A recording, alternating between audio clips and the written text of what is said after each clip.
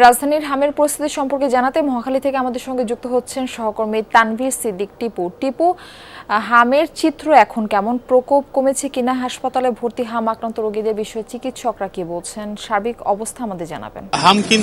হামের যে প্রকোপ সেটি তো কমছেই না, বরং দিনকে দিন আমরা যেটি দেখছি যে সেটি বেড়েই চলেছে। আপনি গত কয়েকদিনের চিত্র যদি দেখেন যে প্রতিদিনই গড়ে দেখা যাচ্ছে যে 8 জন 9 জন বা 11 জন করে কিন্তু হামের উপসর্গ নিয়ে মৃত্যুবরণ করছে।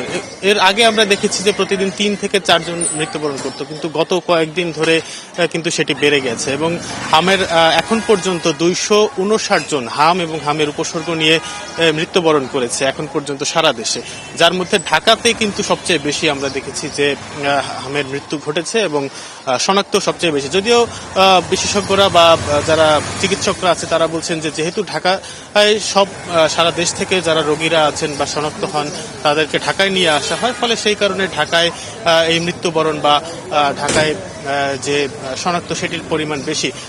কিন্তু এর বাইরেও রাজশাহী, চট্টগ্রাম সহ সারা দেশের বিভিন্ন জায়গায় কিন্তু হামে এবং হামের উপসর্গ নিয়ে মৃত্যুর ঘটনা ঘটছে প্রতিনিয়ত।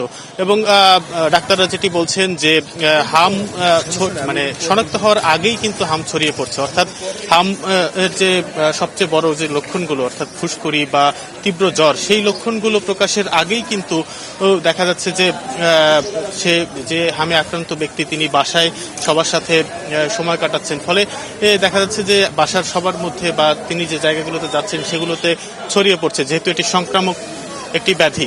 ফলে চিকিৎসকরা বারবার বলছেন যে হামের তীব্র জ্বর বা এরকম কোনো লক্ষণ দেখলেই যাতে রোগীকে সাথে সাথে কোয়ারেন্টাইনে নিয়ে সাথে চিকিৎসকের পরামর্শ নেওয়া হয়। টিপু, আপনাকে ধন্যবাদ আমাদের সঙ্গে যুক্ত হবার জন্য।